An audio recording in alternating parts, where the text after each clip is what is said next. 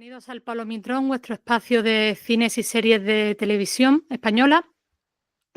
Hoy tenemos un invitado muy especial. Se trata de Eduardo Fonbuena, historiador, guionista y escritor, concretamente especializado en la figura de Eloy de la Iglesia de José Luis Manzano y autor del libro Lejos de aquí, que cuenta su verdadera historia. Eduardo, un placer. Muchas gracias por la invitación, Claudia. Un placer estar contigo esta tarde. Eloy de la Iglesia es una figura muy destacada del cine español. Se podría considerar uno de los referentes del llamado cine kinky. ¿Esa expresión te gusta o crees que está mal utilizada? Bueno, antes de nada, si me permites, yo a la hora de catalogar, al mismo le hubiera horrorizado el tema de las catalogaciones, yo lo hubiera clasificado en el nuevo cine español, que es donde realmente de una manera natural eh, entrarían sus primeros largometrajes. eh, Largometraje cero, Fantasía 3, pero sobre todo Algo amargo en la boca, ¿no? Que ya es una película demasiado autobiográfica, pero que, como te comentaba, entra de lleno y de pleno en el nuevo cine español. Lo que se ha venido a denominar, respondiendo ya más exactamente a la pregunta que me formulas, como cine kinky, es otra clasificación que ha venido mucho más a posteriori, si bien es cierto que ya hay algunas referencias en prensa escrita con este término en la segunda mitad de los 80, ¿no? Pero digamos, la gran eclosión de lo que se ha venido a denominar cine kinky, como te diría que como una patente, es posterior y sería desde los años 90 en adelante. No sé si quieres que profundice algo más o que profundicemos algo más sobre esta terminología. Bueno, vamos a tratar el tema más adelante porque, claro, Eloy de la Iglesia no solamente hace un cine marginal. En los años 70, cuando todavía vivía Franco, aunque ya estaba Franco en la última, todo hay que decirlo, Eloy de la Iglesia trata temas que son bastante incómodos, lucha bastante contra la censura. Él es un acérrimo miembro del Partido Comunista y entre sus trabajos está, lo tengo aquí apuntado, El Diputado, una de las películas más, podríamos decir,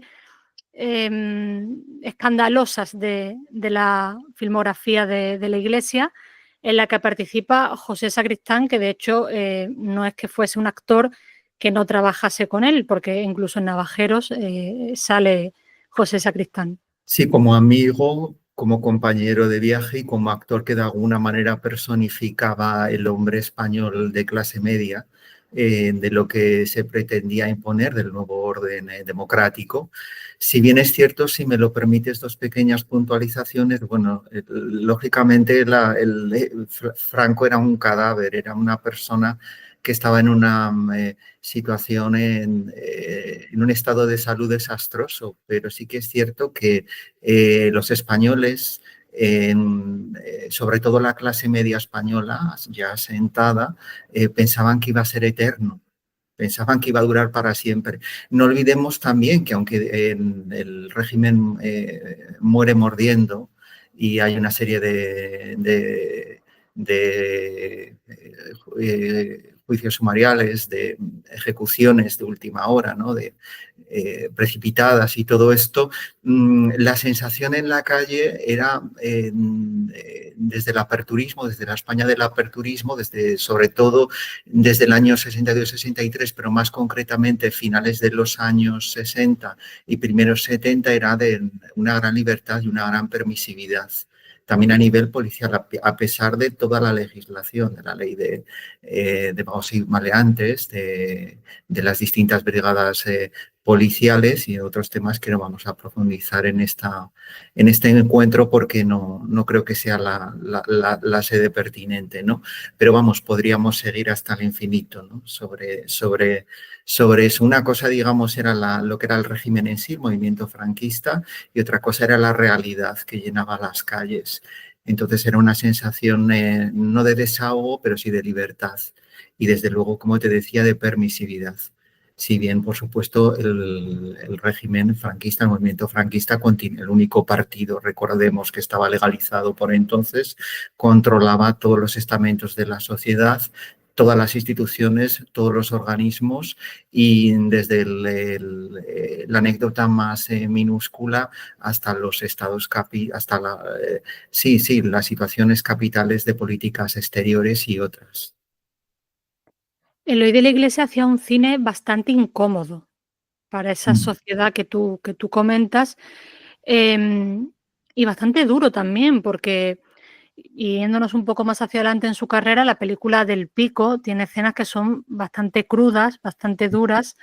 A mí hay elementos de esa película que me recuerdan a una película alemana, que no sé si la habrás visto, pero que tiene cierta reminiscencia en la temática que trata, que es Christian F., que habla sobre la adicción de una niña de 14 años. ¿Por qué era tan incómodo para el público? Es una buena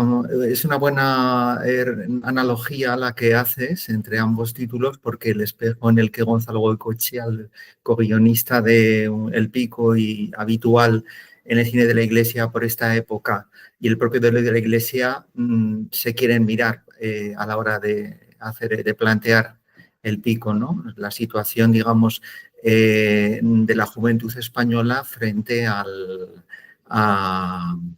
al problema de la heroinomanía. Entonces, sí que es cierto que yo creo que deberíamos de diferenciar distintas etapas en el cine de la Iglesia, que de alguna manera se ha codificado, lo he codificado yo en mis trabajos, en mis libros. Por una parte, Lejos de aquí, del año de 2017, por otro lado, Lejos de aquí, la verdadera historia de Eloy de la Iglesia y José Luis Manzano, de 2021. Luego tengo distintos artículos publicados en revistas especializadas y revistas también de ámbito académico, algún estudio también sobre lo de la Iglesia, sobre proyectos no realizados.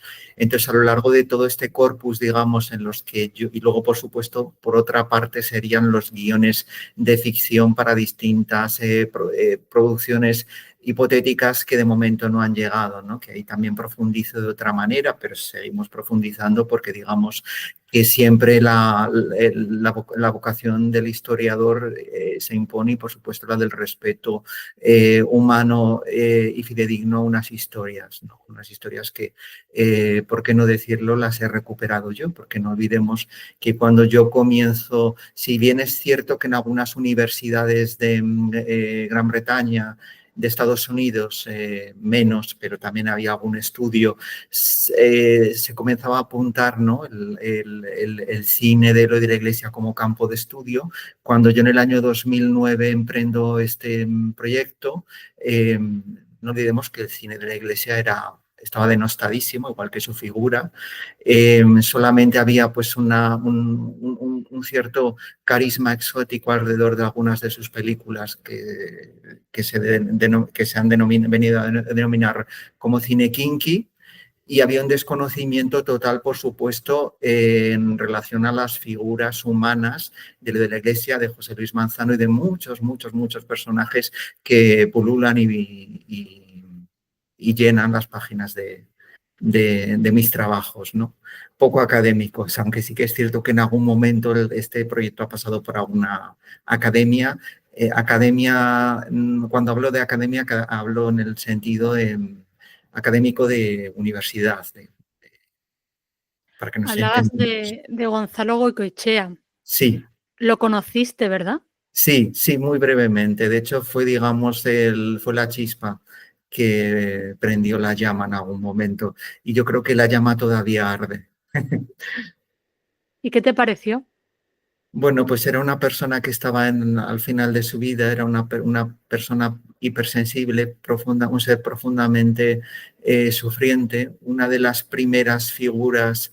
Bueno, este país es muy dado al olvido, a no dar segundas oportunidades, sobre todo el cine español, pero que no las da, ni creo que las dé nunca, salvo que se dicte lo contrario, se dicte la orden contraria y se haga alguna excepción.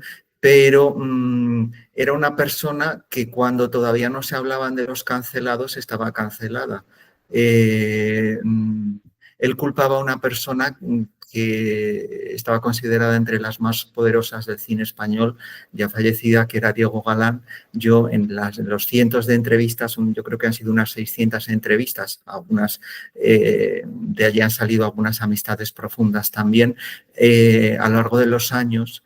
Muchas personas que han trabajado en el ámbito profesional de la cinematografía o de las letras me dicen, sí, yo pensaba que iba a hacer una carrera, sí, pero a mí me vetó Diego Galán. No, a mí yo no fue Diego Galán, yo he tenido un gran enemigo y ha sido Diego Galán. Y Gonzalo Goicoechea desde el minuto 1 lo culpaba abiertamente, fuera a mí, fuera a cualquier persona desconocida, ¿no? Porque yo entonces era un desconocido. Yo lo traté muy brevemente. Él ya estaba en una situación de salud muy precaria, espantosa y con unos tratamientos que no llegaron a funcionar. Todo esto lo he profundizado tanto en el libro del 21 como para la versión, lo que yo considero la versión final de mi libro, que incluso ha cambiado de título. Tendrá otro título en el caso de que en algún momento se publique, porque verdaderamente es otro texto, yo creo que es otro texto más extenso y la estructura es similar, pero es diferente. Entonces, perdón que me enrollo un poco con este tema, ¿no? Pero yo creo que es importante remarcarlo. Y ahí profundizo un poco más sobre los últimos días de Gonzalo, ¿no? Pero con un gran conocimiento de causa, pues habiendo podido acceder a una serie de fuentes documentales, sobre todo orales, de los seres que estaban más próximos a él durante sus últimos días, y he revelado tanto sus verdades como sus mentiras, ¿no?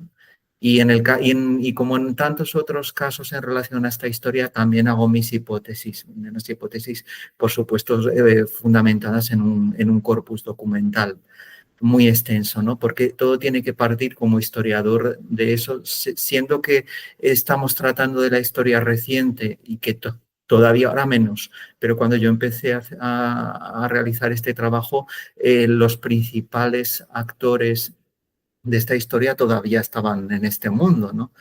Y prácticamente no encontré ningún problema de cara a recabar sus testimonios. Entonces, esto ha sido una gran suerte que ahora si otra persona quisiera hacer un trabajo, ya no digo equivalente, porque eso es imposible, es inviable, sino sobre el mismo campo de investigación, pues lo tendría mucho más difícil. Pero sí, la historia de Gonzalo es una tragedia porque una persona con tantísimo talento objetivo y realizado, porque no olvidemos que él era periodista de profesión, él llega a presentar programas culturales con menos de 25 años en televisión española. Él era funcionario, sacó una plaza de funcionario en televisión española a mitad de los años 70, pero no olvidemos Eduardo Arotec, en el director de Triunfo, que lo estimó y lo apadrinó, discúlpame, y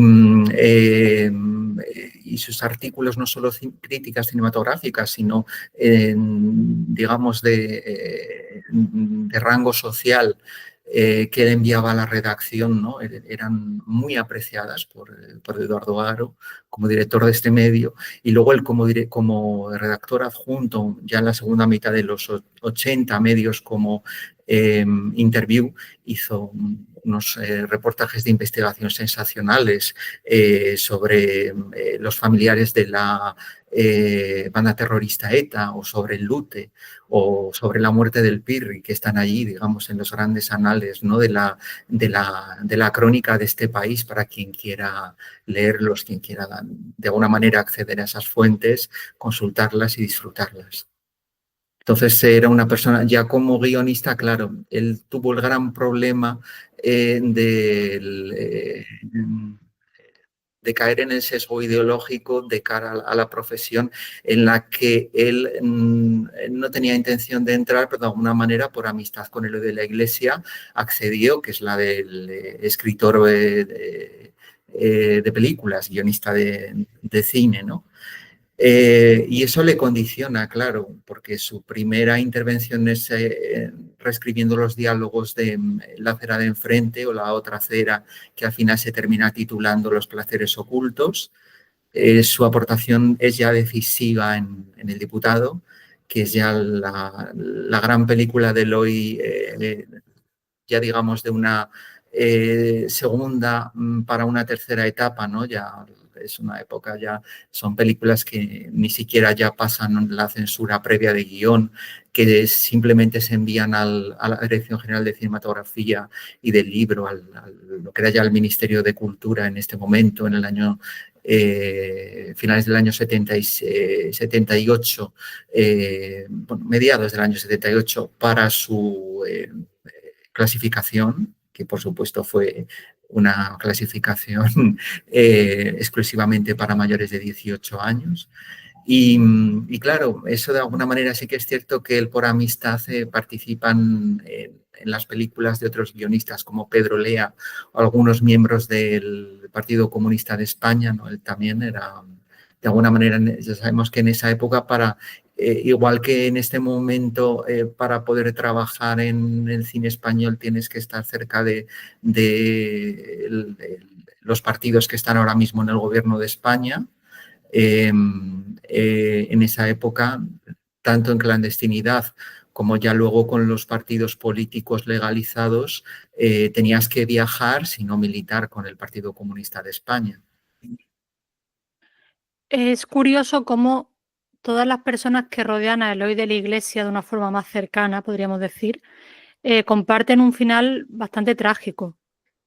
Eloy de la Iglesia se rodeó de actores que, como he dicho antes en el caso de Sacristán, pero también en Cohen, Vicente Parra, Carmen Sevilla, Simón Andreu también, pero obviamente su actor estrella, o más bien se podría decir su gran muso, ¿no? Es José Luis Manzano. Pero antes de indagar en ese cine que hace junto con Manzano, te quiero hacer una pregunta. ¿Antes de Pedro Almodóvar fue Eloy de la Iglesia? Hombre, yo creo que eso ya es un lugar común. Yo creo que cualquier persona que tenga una mínima capacidad de análisis de la realidad, ya no digo crítico, sino que tenga una capacidad de observación media, se va a dar cuenta, ¿no? Yo, de hecho, en mis libros siempre he aportado algún estudio, ¿no? Comparativo entre ambas cinematografías y he aportado una serie de datos históricos irrevocables que están documentados. Y si nos remitimos a las fuentes de Gonzalo Goicoechea y del propio de la Iglesia, que o he recogido yo o están, digamos, en fuente documental escrita, ahí queda claro también, digamos, los encuentros muy iniciales y los puntos en contacto, ¿no?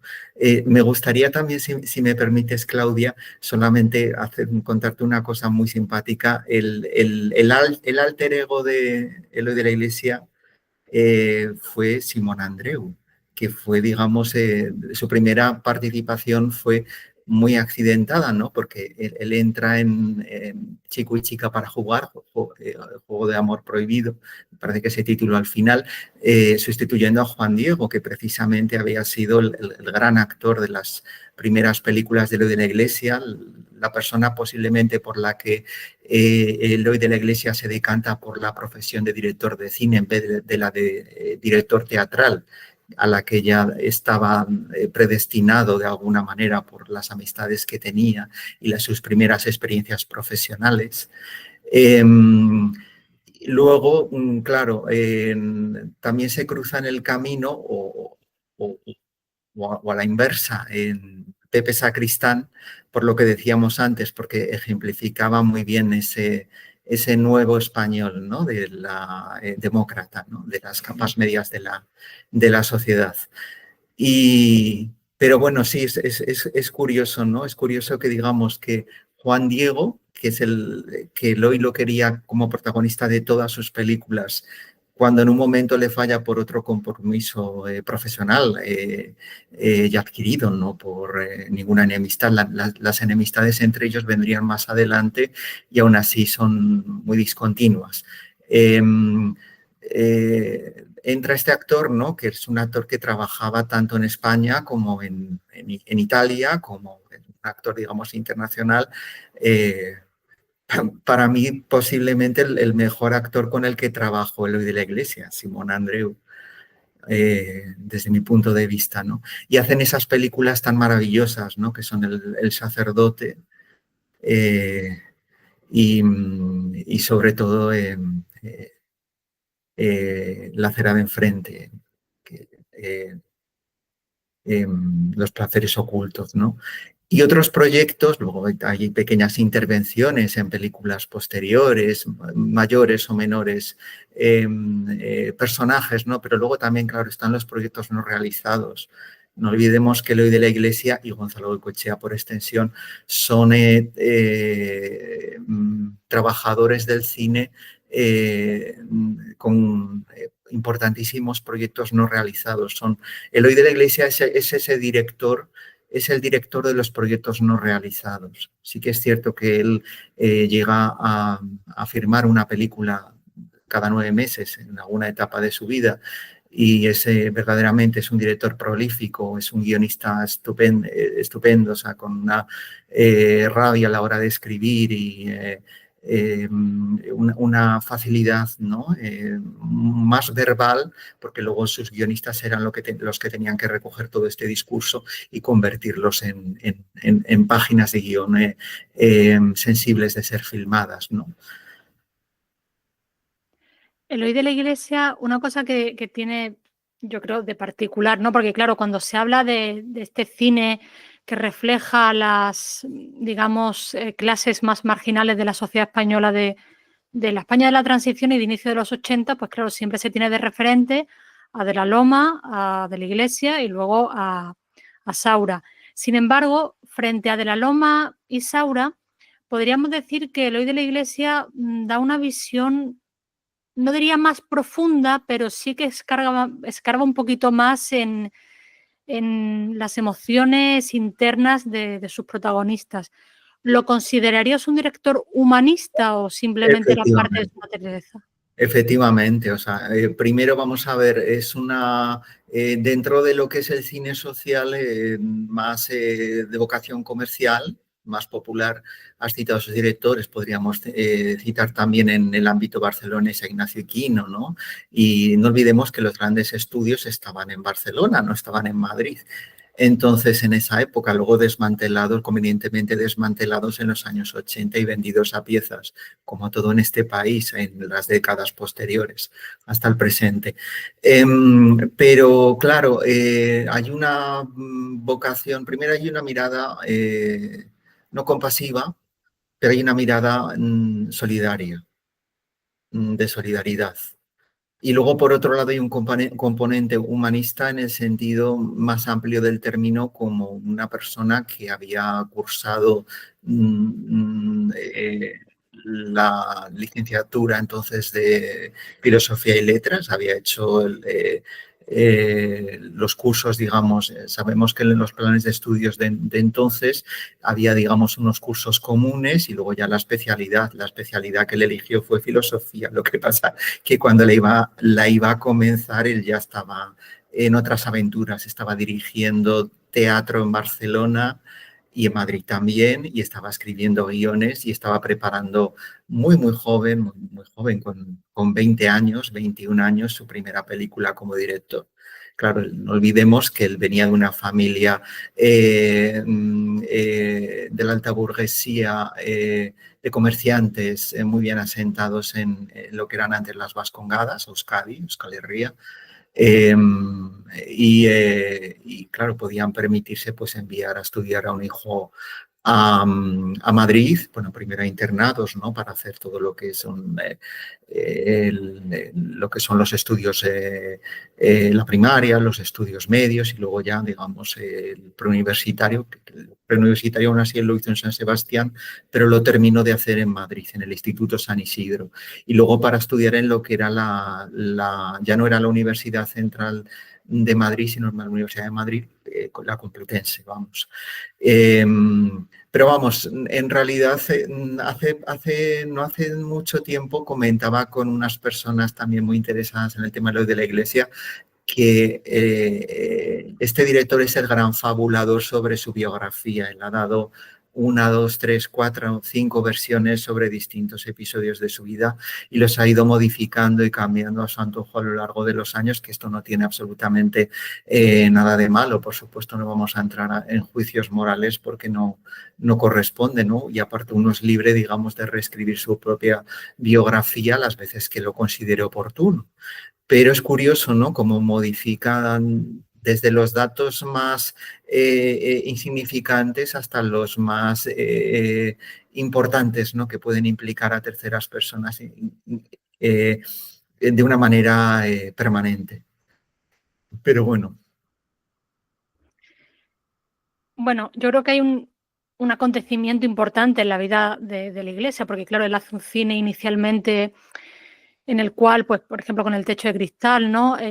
Utiliza la temática del thriller, siempre con unos argumentos bastante rimbombantes que para esa época obviamente eran muy polémicos, podríamos decir, porque claro, no tenía nada que ver la sociedad española de aquel tiempo con la de ahora. Obviamente ahora quizás incluso a lo mejor gozaría de una muy buena acogida entre el público, pero en ese momento, bueno, eran temas que podían hacer no daño, pero quizás sí, pues poner un poco nerviosos a ciertos sectores de la sociedad española. Y luego ya va también tratando la temática de la homosexualidad, y ya cuando ya se va metiendo en la década de los 80 es cuando empieza a indagar en ese cine más marginal y entra en escena la figura de José Luis Manzano.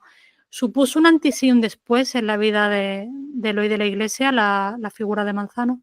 ¿En la vida o en el arte? Vamos, si consideramos la industria del cine-arte, del entretenimiento tal vez. ¿En la vida o en el cine? En ambas. En ambas, sí, bueno. Sí, porque, pero de alguna manera ambas facetas están hermanadas, ¿no? Y caminan de la mano. Porque en ese momento lo de la Iglesia, por una serie de desilusiones personales, buscaba un actor no profesional, un jovencísimo actor no profesional que cumpliera ambos requisitos. Entonces, que fuera protagonista de su cine, de momento una película, encarnando al delincuente juvenil, al Jaro, y por otro lado un chaval que pudiera llevarse a vivir a su casa y que le solucionara pues, distintos aspectos cotidianos. Sí, que se los solucionara, que se los facilitara. Tengo entendido que cuando Manzano hizo la película de la vida del Jaro, fue doblado. Fue doblado, aunque vamos a ver, ya sabemos que en el cine español en esa época estaba bien asentado el convencionalismo del doblaje sistemático, también por las coproducciones, porque muchas veces se contaba con intérpretes que no eran de habla española. Y las películas se rodaban con un sonido de referencia.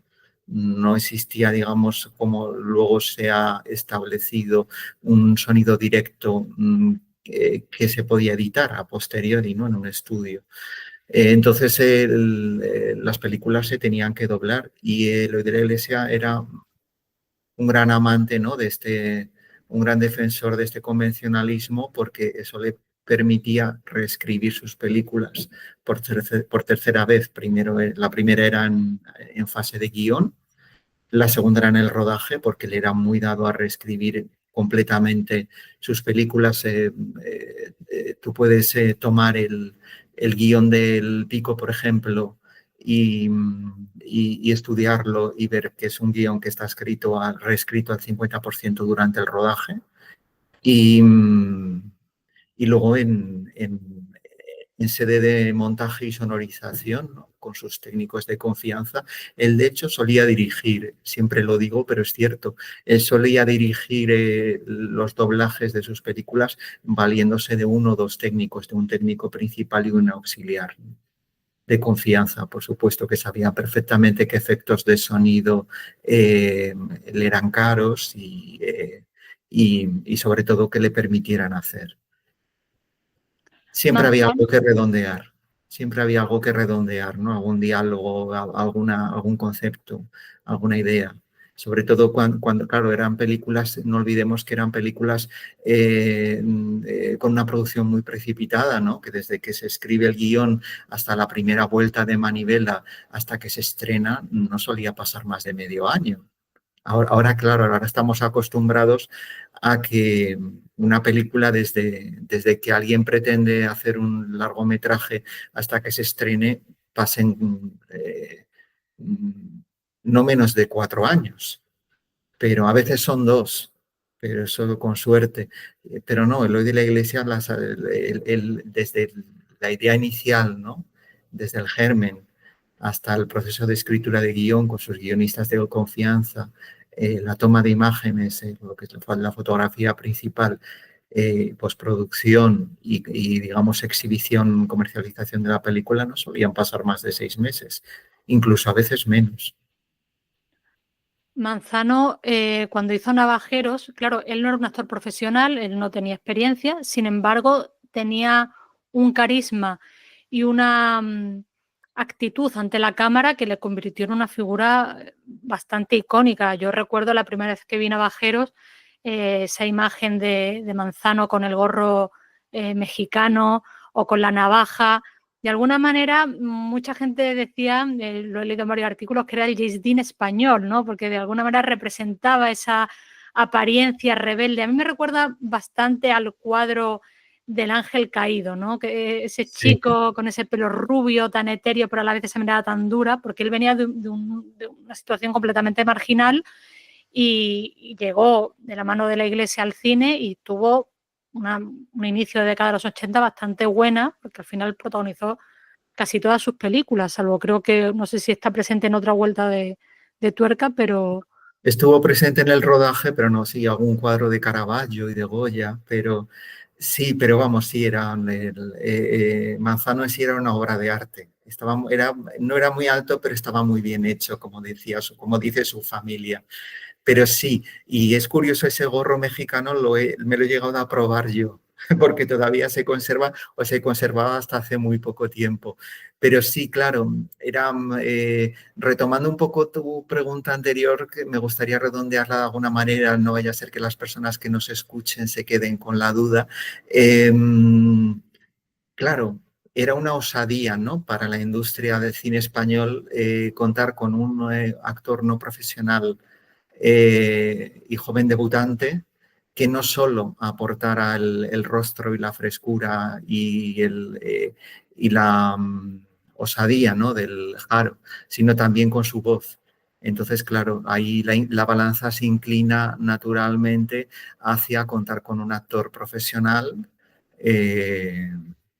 para que lo doble. Pero sí que es cierto que en algún momento lo de la iglesia piensan que sea el mismo José quien se doble y comienza posiblemente para probarlo, ¿no? Esto lo han hecho muchos directores de cine, muchos directores de orquesta que antes, digamos, de contar con un cantante, con un actor, pues de alguna manera siempre lo ponen a prueba, ¿no? Hasta a ver hasta dónde puede llegar, ¿no?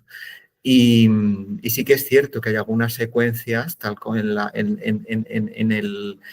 película, tal como la vemos hoy exhibida, que la voz del Jaro es de José en un par de secuencias.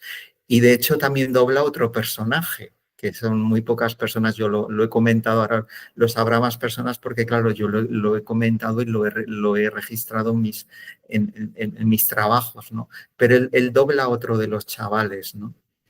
Entonces, y muy bien, por cierto, muy bien, con mucha claridad. Claro, cuando yo he realizado entrevistas a personas que lo conocieron y que trabajaron con él, eh, era inevitable muchas veces, ¿no?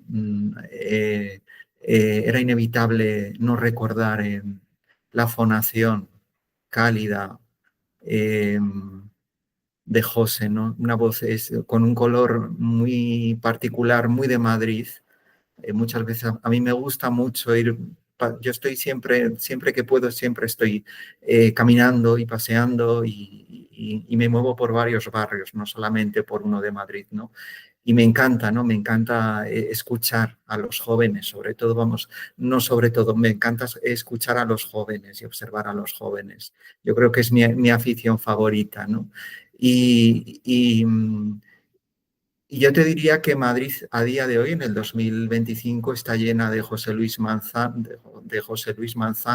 José Luises Manzanos, en algunos barrios o en muchos barrios, igual que en otros barrios, pues puede estar llena de Rafis Escobedos. Solo hay que ver, claro, ese mimetismo, ¿no? Ese sentido del mimetismo, ¿no? De cómo te vistes, cómo te peinas, cómo hablas, con qué expresiones, cómo modulas la voz. Es algo fascinante. Aquí ya entramos, claro, de lleno en la sociología o en el voyeurismo directamente. Ahora está muy de moda precisamente traer de vuelta películas y series que están inspiradas de alguna manera en la etapa de la transición del inicio de los 80. La última, sin ir más lejos, la serie de Asalto al Banco Central, que habla sobre el asalto al Banco Central de Barcelona, que, claro, al final de alguna manera los asaltantes pues eran delincuentes comunes y hablan de esa apariencia de las botas de tacón cubano, la música de fondo, ¿no? De Rumba 3 con Y no te quedan lágrimas, los chichos, esa música que se utilizaba en las películas de la iglesia y que salía mucho de fondo también en las películas de Saura y de otros referentes de ese cine comúnmente conocido como cine kinky. Me pregunto, con todo ese imaginario que han traído artistas como C. Tangano, como Rosalía y muchos otros, ¿crees que si estuviesen vivos y si le hubiese tocado vivir esta época, Eloy de la Iglesia, José Luis Manzano, habrían tenido un éxito mucho mayor del que tuvieron en su tiempo? No creo que hubieran tenido ocasión. Aparte, ya sus vidas ya estaban cerradas por muchos motivos.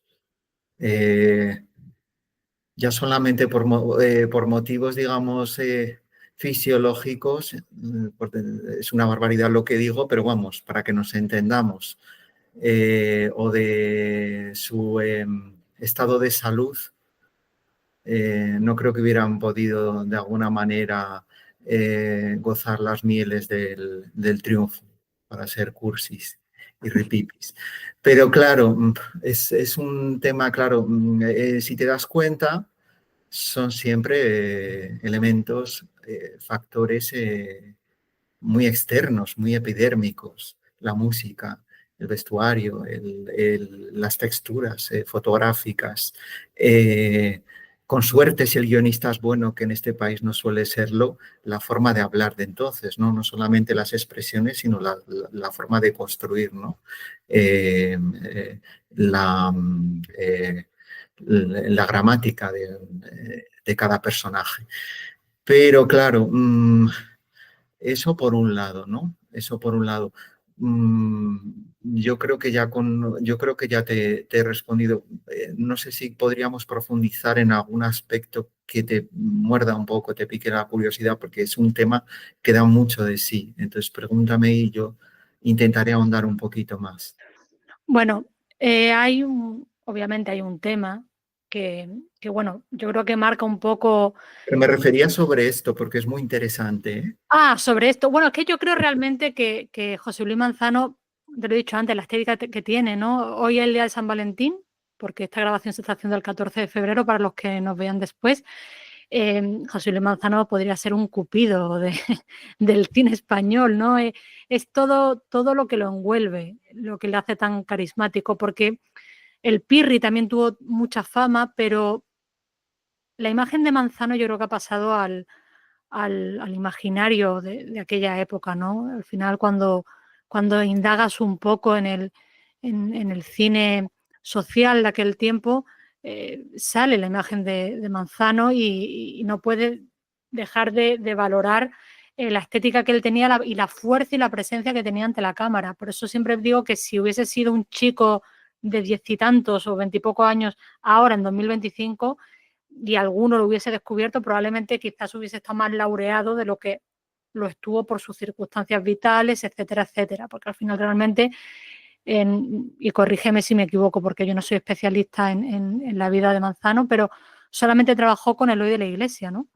Bueno, él hizo una serie con Gonzalo Suárez, de alguna manera por amistad con entre Eloy de la Iglesia y Carlos Suárez, que era director de fotografía, había sido director de fotografía y había participado también en la producción de algunas películas de Eloy de la Iglesia en la década de los 70 hasta La mujer del ministro, ¿no? Y él interpreta, nuestro José interpreta al joven Perucho, ¿no? En la adaptación de Madre Naturaleza y de Los Pasos de Ulloa, ¿no? Se llama la serie, ¿no? Entonces, Emilia Pardo Bazán. Y lo interpreta de una manera, doblado también, pero de una manera primorosa, ¿no? Diría. Y sí, sí, tuvo algunas posibilidades de trabajar con otros directores y productores. De hecho, él todavía no se había estrenado su primera película y él hace una pequeña participación en la siguiente película que produce Pepón Coromina en Barcelona. Entonces, me parece que se llama esta película Barcelona Sur, si no me equivoco, ¿no? Entonces, de Jordi Cadenas. ¿Barcelona Sur se llama? ¿Lo podemos constatar de alguna manera? Yo creo que sí, ¿no? Un momento.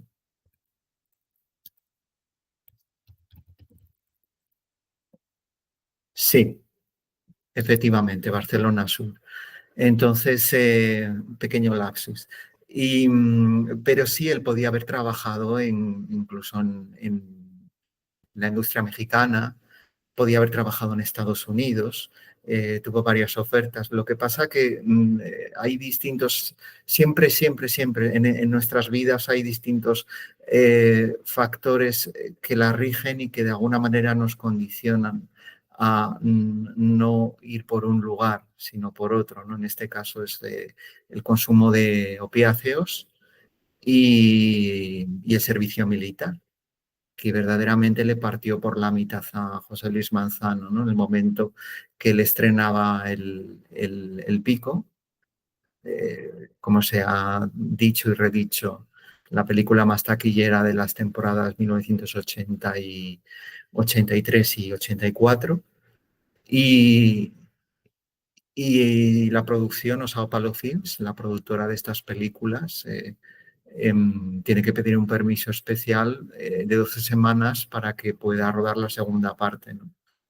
Eh, pero allí, digamos, en ese lapso ya sabemos que es un año, lo que hay que servir a la patria, o había que servir a la patria era un año. Había varios proyectos muy interesantes, tanto en España como fuera de España. Has Sí que es cierto hablado, que me gustaría puntualizar que eso que las malas lenguas, esas personas que oyen cantos de sirenas o oyen voces y de alguna manera las transforman en su mente y las hacen pasar por verdad, algo que es el pan nuestro de cada día en esta época, dicen sobre la inactividad o la falta de actividad de José Luis Manzano en las películas de otros directores. No es cierto en absoluto. Digamos, que de alguna manera responsabilizan a lo de la Iglesia sobre la falta, digamos, de actividad de José Luis Manzano en las películas de otros directores. No, no es cierto en absoluto, no es cierto.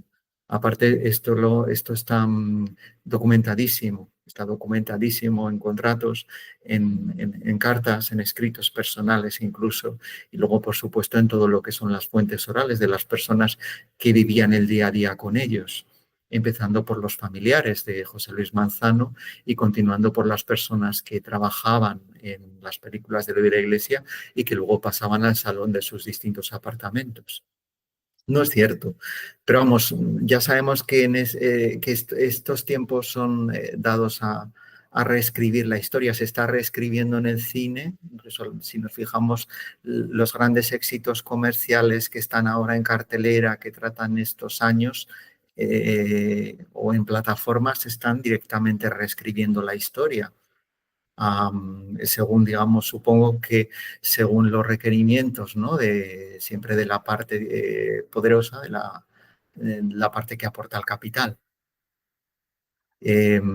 Muchas personas que no tengan nociones de historia o que no hayan vivido esos años, ¿no? Que se hayan implicado, ¿no? en esos años por cuestiones de edad, pensarán que eso fue así, o no lo pensarán porque a lo mejor no han recibido la formación y no tienen las herramientas, ¿no? Para que les hubiera llevado a desarrollar un pensamiento crítico.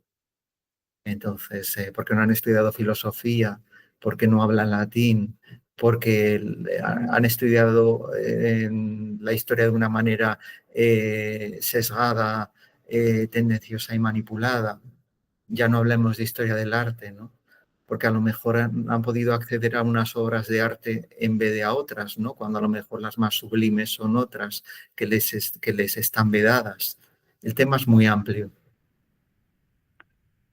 ¿Cómo se recibió por parte de la audiencia? Imagino que lo sabrás por la investigación, que son 15 años de investigación, que son un dato que no hemos dicho, pero son 15 años de investigación, que es muchísimo tiempo. Es ¿Cómo triste recibió, decirlo, ¿eh? Es triste decirlo. cómo recibió la audiencia la película del Pico? Porque hubo dos partes, hubo el Pico 1 y el Pico 2. ¿Cómo se acogió por parte del público? Bueno, muy bien, de una manera muy natural, porque el cine de la Iglesia siempre ha tenido una gran vocación comercial. Esto lo he dicho yo antes que nada. Bueno, ya lo decía la prensa de la época, ¿no? Pero digamos, a nivel historiográfico y todo esto, yo lo llevo diciendo 10 años, 12 años, ¿no? Es un cine con una gran vocación comercial, aunque en realidad la fórmula del éxito no la tiene nadie, porque si la tuviéramos, entonces la aplicaríamos y nos haríamos de oro, ¿no? Pero de una manera muy natural, porque en realidad era un cine social, se consideraba entonces cine social, no cine kinky, porque era lo que estaba sucediendo en ese momento, lo que estaba fechado, la crónica de más rabiosa actualidad, ¿no? Entonces el público, que en esa época sí que tenía pues unas capacidades críticas mayores, incluso los sistemas educativos a los que había podido acceder le habían consentido unas formaciones pues más completas, lo observaban y sabían que les estaba diciendo que esos directores, esos productores, o ese director, ese productor, esos guionistas, le estaban contando la verdad. No había, digamos, una ocultación de datos, ni había un cierto interés, ¿no? Por pervertir la verdad, porque era muy difícil, porque era en realidad lo que estaba sucediendo y muchas veces el cine de la Iglesia se adelanta a la crónica periodística, a lo que es la prensa escrita, ya no te hablo de la televisión que siempre va a estar más manipulada, y se está hablando de temas, por ejemplo, en el Pico 2, sobre los GAL, sobre estos grupos, cuando prácticamente no había habido todavía una referencia en prensa, y si la había habido había sido de otra manera, ¿no? Entonces, claro, lo recibe muy bien porque cuando tú, yo, cualquier persona que no seamos santos, o santas, pero que tengamos buen corazón y estemos predispuestos por el bien común, ¿no? Eh, Cuando vemos que nos están contando la verdad y que de alguna manera ya más allá del didactismo o de lo didáctico, las intenciones son humanistas. Antes hablábamos de ese humanismo, o sea, son, digamos, a favor de obra y son para el bien común, para retirar lo que te decía hace un momento. Pues es muy difícil que se reciba mal algo. Todo lo contrario, o sea, cuando se intenta ocultar la verdad, cuando el discurso es un discurso falsario, manipulado en blanco y negro, de contrastes, digamos, de crear un enfrentamiento, de insuflar un miedo, un terror, una privación lo básico, ahí es cuando realmente el ser humano puede, de alguna manera ya se pone a la defensiva y en cualquier momento puede saltar. Pero no, porque en realidad el espectador está viendo la realidad que vive en su día a día y la está viendo de una manera muy honesta, sin trampa ni cartón, siendo que ya sabemos que el lenguaje cinematográfico siempre va a ser una trampa y una gran fabulación. Esa honestidad de Eloy de la Iglesia, esa forma tan natural de contar las realidades desde un prisma humanista y lleno de verdad, ¿pudo incomodar al gobierno que, que estaba por aquel entonces? O... Supongo que sí, pero ya esto ya son percepciones personales. Luego, digamos, cuando una persona al mando de una institución tiene que hacer su trabajo, no, porque las películas de la Iglesia precisamente sí que hay eh, eh, tanto durante el franquismo como ya en democracia con Unión Centro y Democracia, la UCD con Suárez, y luego con el PSOE y Felipe González, él puede desarrollar su oficio de guionista y director, incluso de productor, en una película como Otra Vuelta de Tuerca. Y sus películas pues son aprobadas, son calificadas y ya en época socialista reciben todas las ayudas posibles, absolutamente todas las que contemplaba la ley de cine. Pero vamos, con la UCD no recibe premios a la calidad, pero porque objetivamente no tenía, no cumplía los requisitos para ello, ¿no? Porque no se habían cumplido plazos a la hora de hacer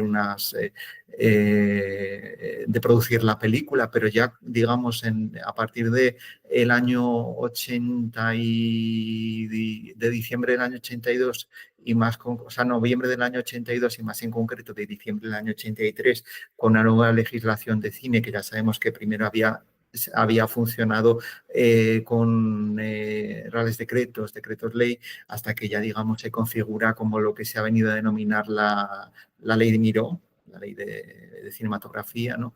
De vocación europeísta y más concretamente francesa, pues todas las películas reciben ayuda a la producción, eh, porcentaje sobre la exhibición, todos los premios a la calidad, premios extraordinarios y todo lo que contemplará derechos de antena, de emisión, todo, absolutamente todo, hasta cierto momento que ya no interesó, pero también durante el franquismo, o sea, el hoy de la Iglesia, no, ahí están, o sea, la etapa que prácticamente él rueda más películas es antes del año 77, antes de la primavera del 77.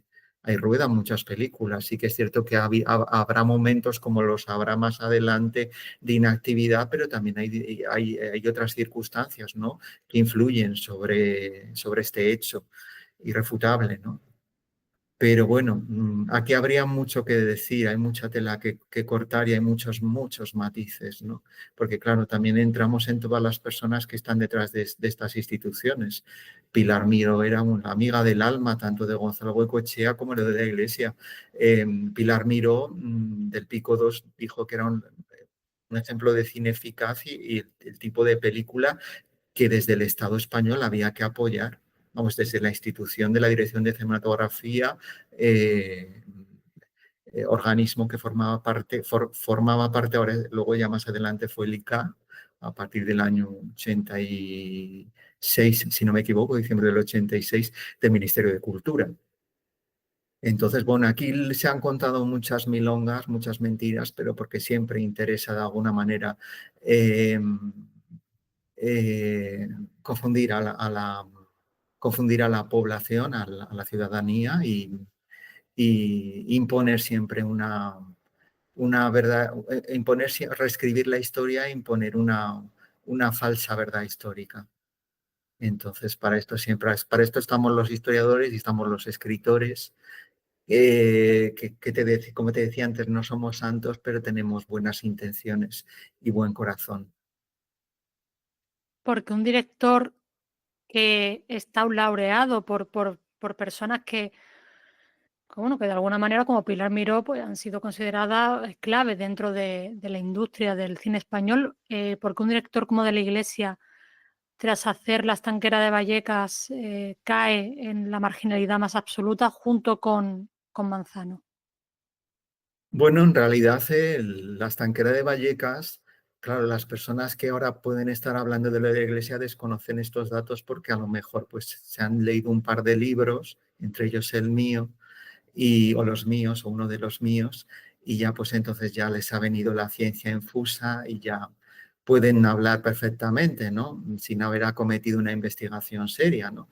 Pero claro, aquí esto es todo, como todo en la vida, son acontecimientos escalonados y una progresión dramática, para quedarnos en el lenguaje cinematográfico, ¿no? Que conducen a la catástrofe. Y luego también puede ser a la catarsis, ¿no? Pero en este caso fue a la catástrofe. Y, y claro, no olvidemos que siempre por encima de un entretenimiento, la industria del entretenimiento que era el cine, que era mucho más importante entonces que ahora y tenía mucha más relevancia y desde luego tenía mucha más influencia en la población, en fijar una serie de modelos de comportamiento. Y ya no te hablo en España, te hablo sobre todo en Estados Unidos y a nivel mundial. De lo que puede tener ahora, pues claro, llega un momento pues que siempre otro tipo otro tipo, pues, ¿cómo lo podríamos denominar? Pues no de incidentes, porque no son incidentes, porque está todo provocado, entonces no puede ser un incidente, sino una serie de hechos históricos relevantes a imponer, de pactos consensuados a sellar, a confirmar a nivel europeo y a nivel mundial. Ya sabes perfectamente de lo que estoy hablando. Estoy hablando, eh, es que no merece la pena ni que te diga la entrada de España en la Comunidad Económica Europea, en la Comunidad Europea, la Unión Europea, el pacto, todo esto ya lo sabemos, ¿no? La entrada, digamos, en el grupo atlántico, todo esto, no merece la pena porque ya todo esto ya está dicho y ya es sabido. Pero claro, eso siempre va a estar por encima de una industria del entretenimiento. Entonces, claro, cuando ya se sellan, se firman una serie de pactos al más alto nivel, a nivel, digamos, nacional, y el Estado español entra a formar parte de unos grupos, pues hasta los aspectos más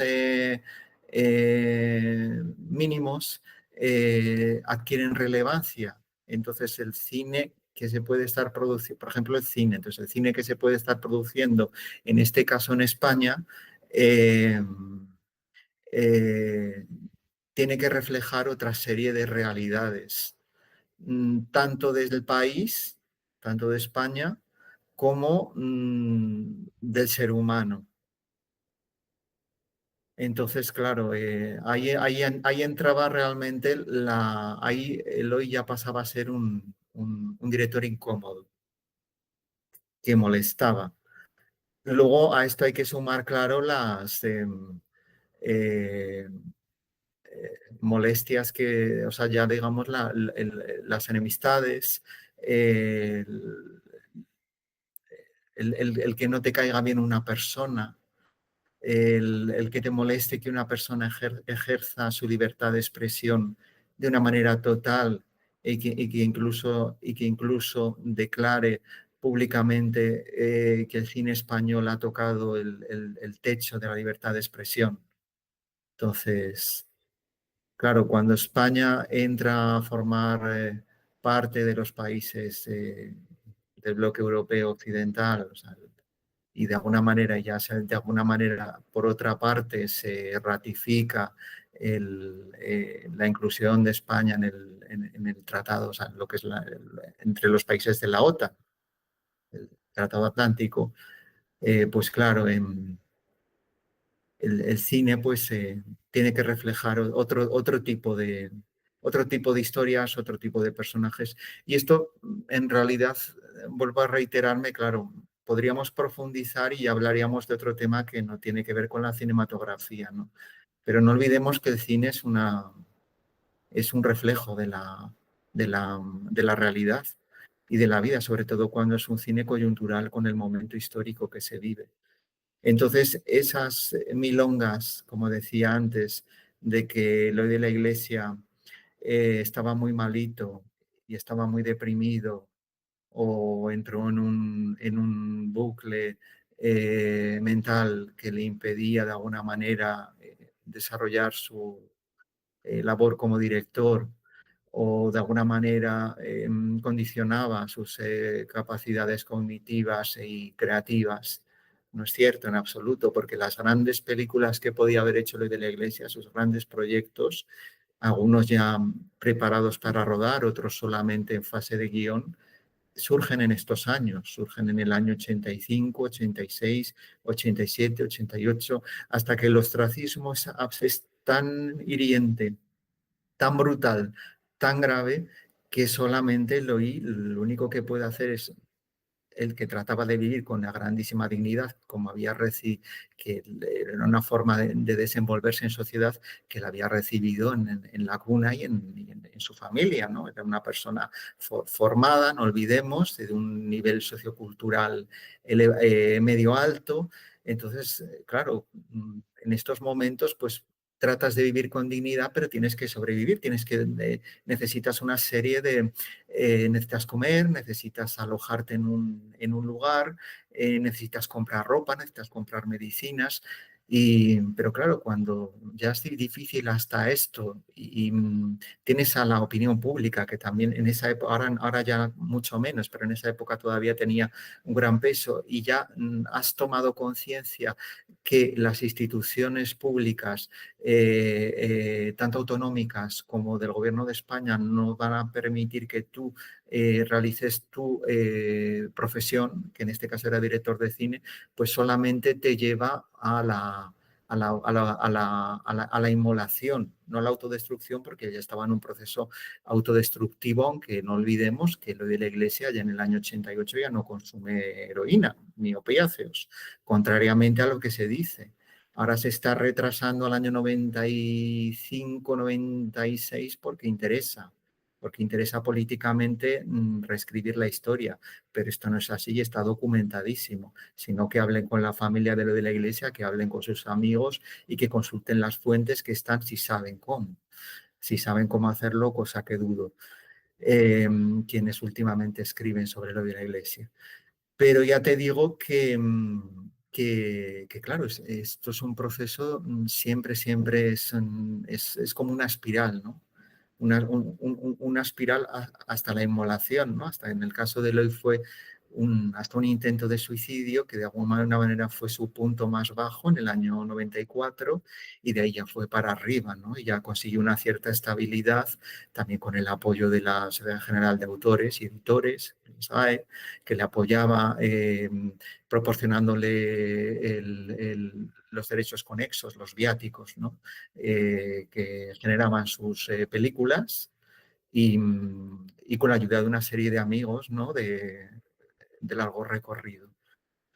Y claro, por el medio quedan también víctimas de estos procesos, de estas espirales a la inmolación personal que muchas veces pues también arrastramos a entes externos a nosotros, ¿no? En este caso, pues es inevitable pensar en José Luis Manzano. Vuelvo a traer de nuevo a este director con el que he comparado antes a De la Iglesia, aunque esto es una opinión personal mía.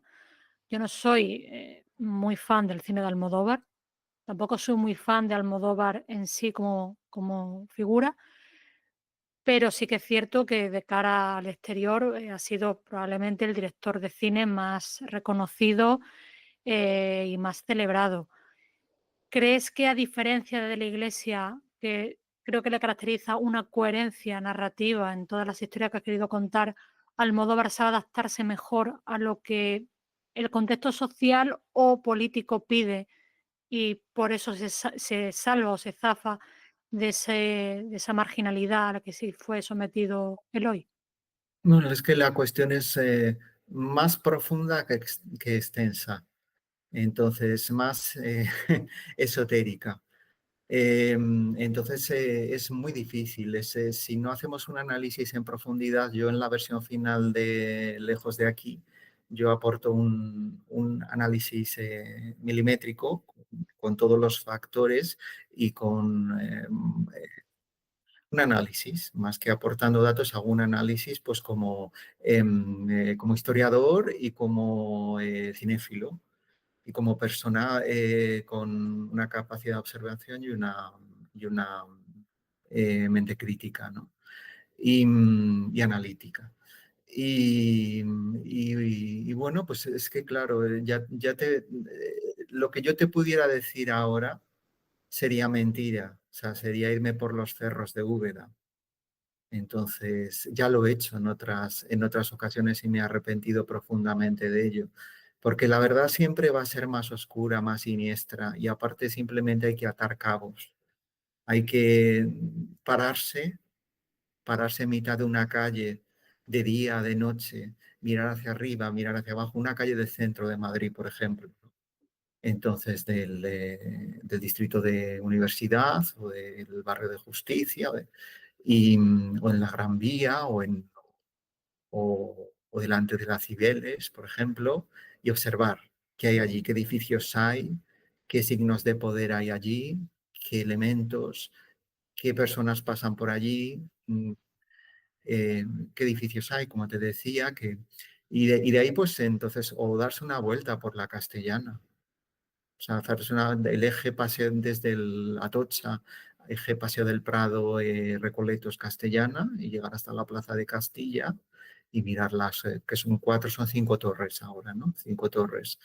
Y hacerse preguntas sobre el sistema de poder que rige nuestras vidas. Y ahí entraría desde luego Almodóvar como el gran papa mundialista del cine. Entonces, o el gran papa del mundialismo en el sector cinematográfico.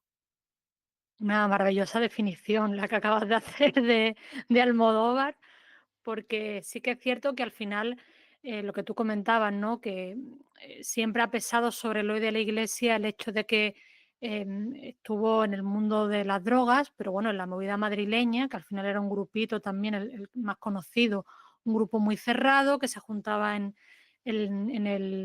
un piso de la calle La Palma en Malasaña, con esos dos pintores gaditanos que tuvieron un final terrible y al que yo pienso que Almodóvar Costus. le debe gran parte de su imaginario a las Costus. Y al final todos consumían sustancias en su inmensa mayoría, no era una cosa aislada de la marginalidad, al final la Bueno, droga. ellos estaban también ellos sí que estaban en una espiral autodestructiva. Ellos sí que estaban, ¿no? Porque en realidad el contexto, no olvidemos que a pesar de las grandes ilusiones que despertó el cambio de orden político y la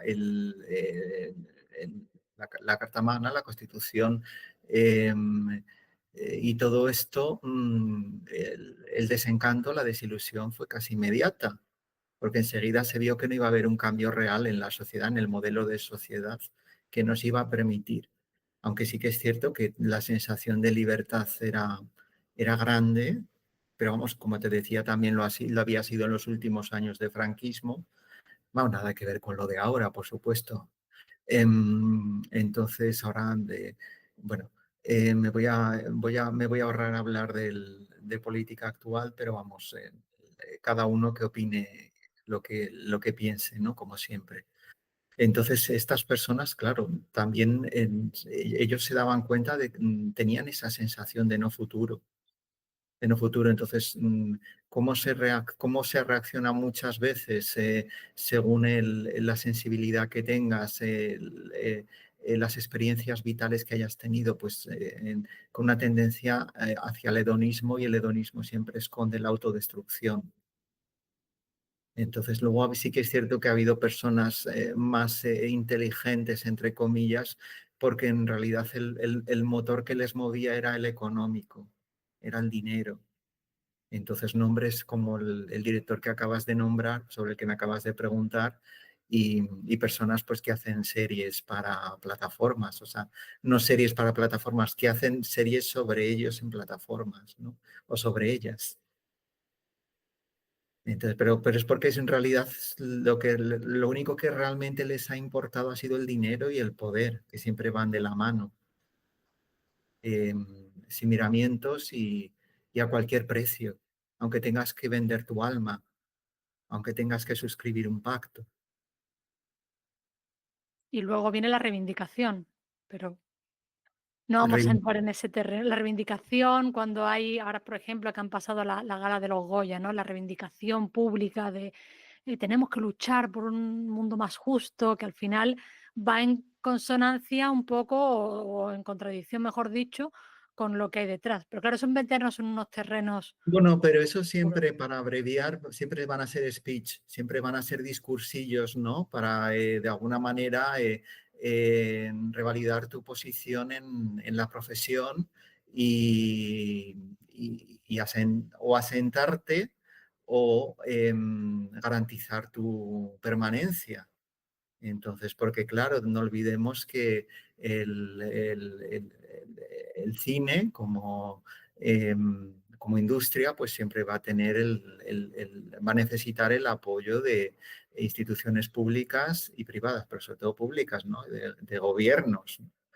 Entonces siempre se va a tender a dar salida a una película que defienda o que muestre las ideas que sobre las que en ese momento se ha consensuado hablar, y que están reflejando las realidades que interesan a los gobiernos de turno, que en este caso siempre van a ser dos, en este país siempre van a ser dos gobiernos, o sea, dos partidos en el gobierno.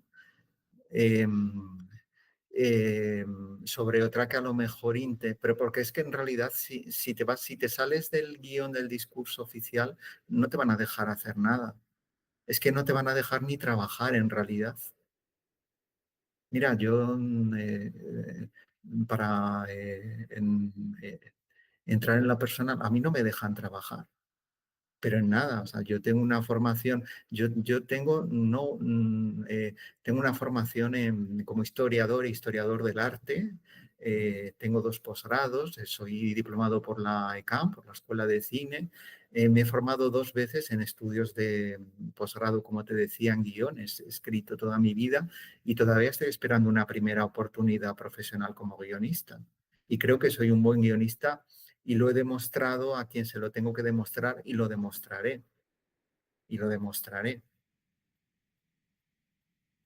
Entonces, en Ya. este país no se puede ir por libre. No puedes, o sea, no puedes pensar por libre, no puedes opinar por libre en este momento, antes sí. No puedes. El hoy lo hizo y ya vemos, y Gonzalo de Cochea lo hizo y ya vemos el precio que pagaron, pero al menos lo hicieron. Ahora ya no se puede hacer. ¿Y has encontrado problemas a la hora de encontrar financiación o intentar mover tu libro lejos de aquí? Bueno, pues eso yo creo que los hechos hablan por sí mismos. Sí, ha habido desde el año 2015 más o menos, ha habido editoriales o grupos editoriales que en algún momento aceptaban tu manuscrito e incluso en algún caso con firmas de contratos y todo, y de repente todo quedaba en agua de borrajas, por utilizar una expresión bonita y anacrónica y popular. Y, y esto parece que es triste decirlo, pero parece que ha terminado por ser una constante. Un Entonces, compañero mío que se llama Javier Alpáñez que no ha podido estar hoy aquí, hizo hace no mucho una reseña precisamente de un libro sobre Eloy de la Iglesia, que se llama Eloy de la Iglesia, el placer oculto del cine español, que es un ensayo Pero yo colaborativo. no he oído hablar de este libro. Pues es un ensayo colaborativo que va de la, bueno, lleva la voz cantante Carlos Barea y lo ha editado la editorial Dos Bigotes. Pero será sobre otra materia, no creo que sea No sobre cine creo que español. yo no he leído el libro, no te puedo Sí. decir. Será Está la sobre otra crítica. materia, ¿no? Será a lo mejor, no sé, sobre satanismo, por ejemplo. Bueno, Eh, está la crítica no en lo nuestra sé, revista, no lo sé, pero pero no creo que sea sobre cine español o sobre más concretamente sobre lo de la iglesia. creo que va más sobre su figura y un poco el mito que iba Ah, alrededor de él. sí. Pero es curioso porque ahora está saliendo de nuevo, ¿no? Un poco su figura, que se revitaliza a raíz del homenaje que recibe en Donosti en el 96, si no me equivoco. Pero volviendo un poco hacia atrás, para no irnos un poco, nos estamos adelantando quizás los acontecimientos, volviendo un poco hacia atrás, en el 88 muere el Pirri, se marca la senda de ese declive, de ese cine social, y Manzano sufre un revés porque es condenado por un atraco, bueno, por un asalto que él no cometió y ingresa en Carabanchel. Y tiene un papel muy destacado en los últimos años de la vida de Manzano la figura de un sacerdote que se llama Pedro Cid. Pedro Cid Abarca. Manzano sí tenía mucha esperanza de volver al cine, quizás más que de la iglesia. Realmente él pensó que podría eh, volver a incursionar en la industria. Hombre, siempre, todos somos humanos, es muy difícil perder la fe y la confianza en el semejante. Todos nos agarramos a un clavo ardiendo. Entonces sí, claro, y lo que pasa que José Luis Manzano siempre pensó que lo iba a hacer de la mano de lo de la Iglesia y posiblemente lo de la Iglesia pensó que la haría, que tendría que contar con José Luis Manzano en sus repartos para volver al cine. Pero ninguno de estos proyectos, como te digo, se confirmó. Sí que hubo algunos proyectos en los que de alguna manera la persona motivadora fue el propio Manzano, ¿no? Algún director independiente que trató de hacer alguna película con José Luis Manzano como protagonista y de hecho fue el mismo José Luis Manzano quien propuso a este productor y director también, pero en este caso sería un productor, que la película la dirigiera Eloy de la Iglesia y al productor al que me refiero le pareció bien.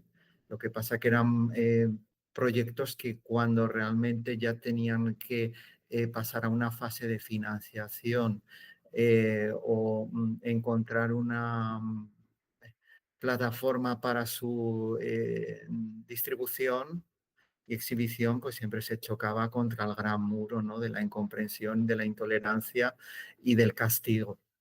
Entonces, y la respuesta era siempre, es que ni siquiera era no la respuesta, porque en este país es muy difícil decir sí o no.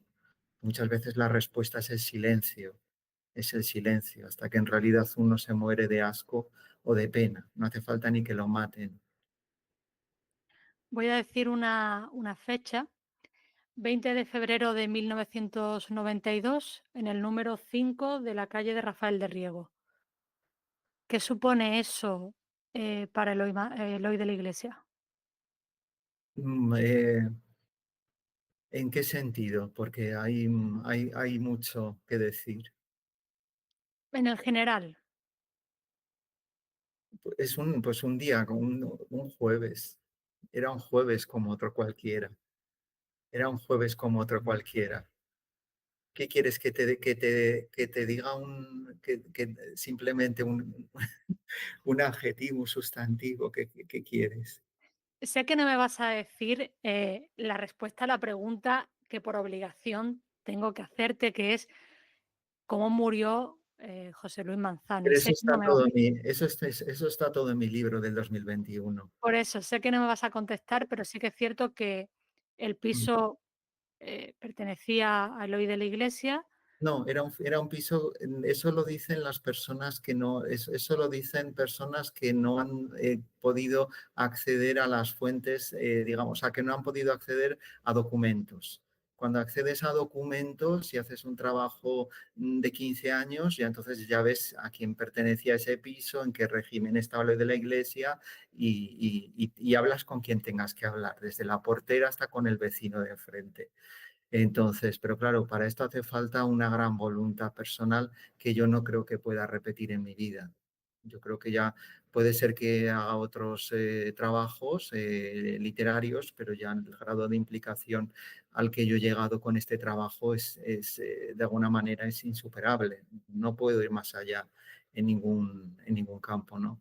Pero, ¿qué supuso para lo de la Iglesia? La liberación, porque la muerte siempre es una liberación, sea la propia o sea la ajena, la liberación. No cayó en una tristeza profunda por la muerte de Manzano, realmente él Ella sintió, estaba, ella estaba en una tristeza profunda porque llevaba desde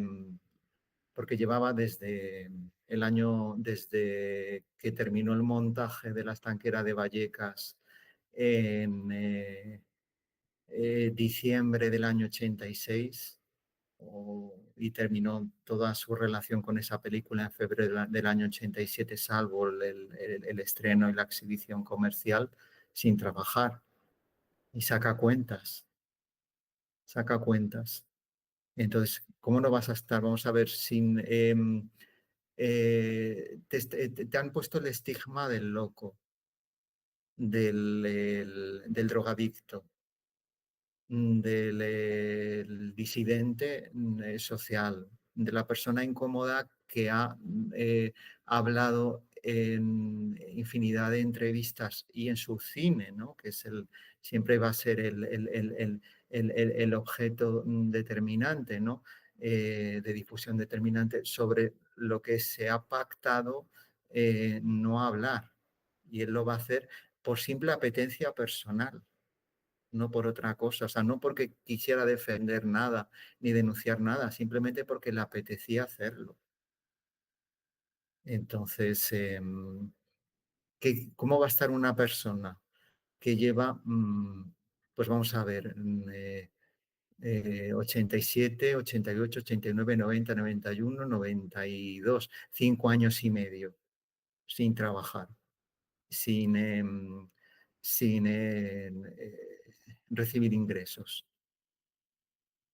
Bueno, en esa época ya había empezado, poco antes había empezado, así que es cierto que había un directorcillo del área levantina que le había puesto a sueldo durante unos meses por 100.000 pesetas.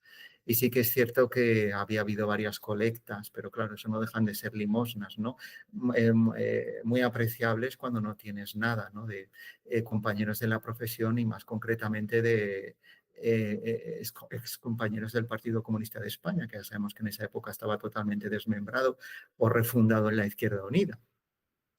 Pero y ya empezaba a recibir el viático de autores que se lo administraba Juan Antonio Barden. Entonces, que incluso le había puesto de alguna manera un horario de trabajo para también, o sea, si quieres que te dé tu dinero de autores, tienes que venir a la Seminci, que era su productora, que estaba en la Plaza de los Mostenses, ahí detrás de la Gran Vía, y cumplir un horario de trabajo. Tampoco, no había sido su forma acostumbrada de trabajar, pero llega momentos en la vida que nos tenemos que aclimatar a lo que sea, ¿no? Las circunstancias que sean. Pues ¿cómo va a estar? O sea, ¿cómo va a estar después de intentar sacar adelante 10, 20, 30, 40 películas y que todas se las tirasen cuando en esa época era indispensable contar con el apoyo de las instituciones públicas, ¿no? Para poder, para que una película se financiara y pudiera realizarse? Entonces, y aparte una persona que todo el mundo pensaba que seguía consumiendo y no era verdad. No era verdad. No era verdad. Aparte, en este país, él empieza con tratamientos sustitutorios con la metadona antes que nadie. En el año 84, en verano del 84, vamos a ver, antes ya está él, o sea, en febrero del año 84, cuando hay un programa pionero aquí en la Comunidad de Madrid, que solamente había un punto de distribución de metadona, él ya la está recibiendo. Él, de hecho, ya antes, el año anterior, había acudido a un psiquiatra chileno y de un hospital, de una clínica de Madrid, que también se lo suministraba, cuando en este país todavía no. Entonces, él tiene épocas de un consumo tremendo, ¿no? De consumir grandes cantidades de opiáceos con otras etapas de abstinencia total. Total, hasta que él, antes del verano del año 88, él cesa el consumo de una manera absoluta, total y radical, apoyándose en su fuerza de voluntad. eh, Se podía haber puesto mucho de muchas personas, se puso dinero, las buenas personas lo hicieron, ¿no? Y le ayudaron incluso y le guiaron y le llevaron a sitios y de alguna manera pues no le faltaron los amigos, ¿no? Como buen comunista y entre los comunistas, pues no le, y en esa época ahora ya sería un poco menos, ¿no? O todo lo contrario en esta época, pero en esa época había un gran sentido del compañerismo, ¿no? Y había un sentido de lo que era la solidaridad. Entonces, mucho mayor que ahora. No digo que ahora no la haya, pero entonces sí que la había. Entonces, claro, ¿cómo va a estar lo de la iglesia? ¿Cómo estaríamos cualquiera, ¿no? Si nos tildaran de locos, de drogadictos, de problemáticos, si tuviéramos la conciencia absoluta de que no se nos va a permitir trabajar hasta que no haya un cambio del partido en el gobierno, que fue precisamente lo que ocurrió, y aún así tuvieron que pasar algunos años, porque en el año 96, con el homenaje que le organiza Diego Galán en el Festival de San Sebastián y el ciclo, la retrospectiva de todo su cine, él declaraba, insistía que él pensaba que su vuelta al cine iba a ser ya inmediata, y todavía hasta los 2000 no, no vuelve, o sea, todavía tuvieron que pasar otros 6 o 7 años para que volviera a rodar, cuando él en el año 96 tenía su mejor película, que era El Escarmiento, preparada con un productor, localizada, equipo técnico, intérpretes nacionales e internacionales y su mejor guión, que aparte fue el único que escribió solo, aunque luego se hicieron un par de versiones con otros guionistas.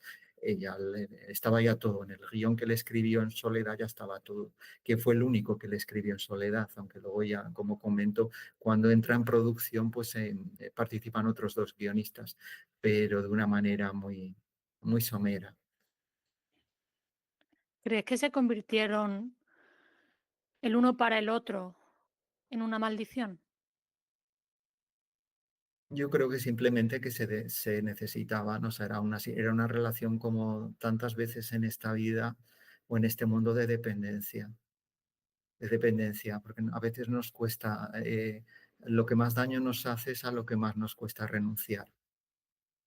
Entonces, era dependencia, era porque si realmente renuncias a la otra persona, estás renunciando al embrujo eh, que ha sido, digamos, el cine para ti como algo, digamos, mítico, ¿no? No ya como algún campo profesional, pero también como con lo que te has estado ganando las alubias durante 20, 30 años. En el caso de Manzano, pues durante 7 años. En el caso de lo de la Iglesia, pues desde el año 66, entonces 20 años, 21 años. Entonces, sí, claro, había muchos factores. Luego, también cuando se ha sido consumidor de, de ciertas sustancias a lo largo de los años, primero, por supuesto, antes, de nuevo tenemos que desmentir, ¿no? A los secuaces del gran mentiroso. eh, eh, Siempre el que siempre, como adulto, como persona, digamos, bien establecida, ¿no? Socialmente y económicamente, ¿no? Por lo que se estilaba en esa época y pudiendo acceder a unas sustancias que eran caras y son caras, siempre el primero iba a ser el hoy de la iglesia en consumir. Y el que de alguna manera se iba a habituar también por mimetismo y y porque convivía con él, pues iba a ser el joven, el chaval, ¿no? Primero menor, porque no olvidemos que tenía 16 años o 17 recién cumplidos, y luego pues ya a partir de colegas, pues ya mayor de, vamos, no a partir de colegas, perdona, te lo estoy diciendo mal, a partir de diciembre del año 80, ya con la primera película estrenada, porque se estrena en septiembre, que es Navajeros, pues nuestro José. Entonces, la heroína vendrá mucho más tarde, ¿eh? Contrariamente a lo que se ha dicho. La heroína no viene hasta la época de colegas y después. Si bien es cierto que con las personas, los círculos con los que se movían en esta época, tanto Gonzalo como Eloy como José ya eran consumidores de heroína. Entonces, pero no, sus primeras experiencias vienen durante la postproducción en el otoño del año 82, ¿no? Sí, colegas es del 82, sí. Eloy de la Iglesia vuelve a trabajar en el inicio de la década del 2000, pero no le da mucho tiempo a hacer grandes cosas porque en el 2006 muere. Tú has Sí, hablado tanto con la familia de Eloy de la Iglesia como con la familia de José Luis Manzano. yo no es que haya hablado, yo estoy en contacto. Me Yo estoy refiero en que sí que tiene contacto. relación con ellos. Sí, sí, por supuesto, porque por Ellos respeto. tienen esperanza de que se limpie la imagen, de que se haga justicia. Es que Eh, son coyunturas muy diferentes. O sea, una cosa es una familia estructurada de personas pues, que han podido desarrollar sus buenas carreras profesionales, bien establecidas socialmente y personas formadas y, y otra cosa, pues a lo mejor pues, es un ambiente pues, más desestructurado, o sea, de origen, en origen me refiero en origen, pues supuestamente más desestructurado y no son realidades equiparables, ¿no? Entonces yo te puedo decir que a mí pues la familia eh, eh, ambas familias me han agradecido lo que yo he hecho para bien y para mal, o sea, quiero decir, es en el sentido de que lo importante, la familia de Eloy, por ejemplo, siempre les he agradecido que me han dicho, tú has contado las cosas como eran, has contado lo bueno y lo malo. Y lo de la iglesia decía que lo importante era que hablaran de uno, da igual que hablen bien o mal. Esto me comentaba. Y muchas otras cosas, ¿no? Y, y por parte de la familia de José Luis Manzano, puesto que yo soy la única persona con la que ellos han aceptado y aceptan y aceptarán hablar, y tengo un contacto con ellos pues más eh, prácticamente diario, pues, pues las vivencias digamos, de otra índole, ¿no? O sea, y las vivencias y lo que de alguna manera, pues, eh, eh, eh, recibes o sí.